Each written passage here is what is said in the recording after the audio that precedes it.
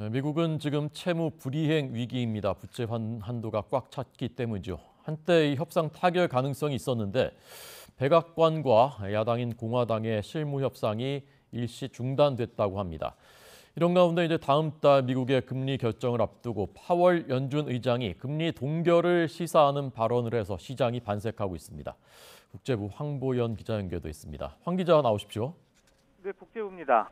네, 잘 들리시죠? 네, 잘 들립니다. 네. 예. 자, 이 부채 한도 협상 지금 어떻게 되고 있는지 이것부터 자세히 전해 주시죠. 예, 방금 전하신 대로 며칠 전까지만 해도 순항하는 듯했던 미국 정부 부채 한도 관련 실무 협상이 다시 안개 속에 빠져들었습니다.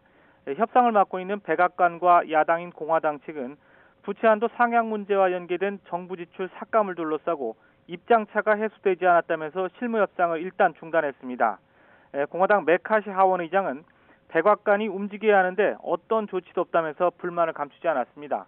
공화당 측 협상 실무자도 협상이 생산적이지 않기 때문에 일시 중지를 해야 할 때라고 말했는데 협상 재개 가능 시점에 대해서는 언급하지 않았습니다.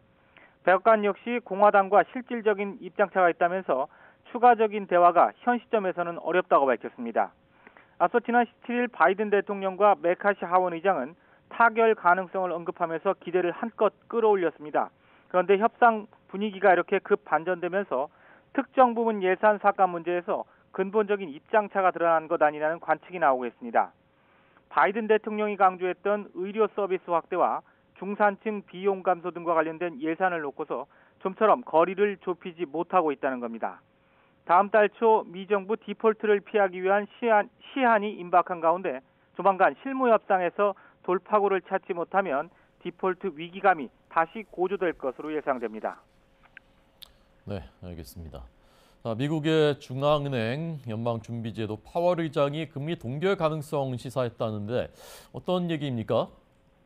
네, 파월 의장이 워싱턴 DC에서 열린 한 연구 컨퍼런스에서 언급한 내용입니다.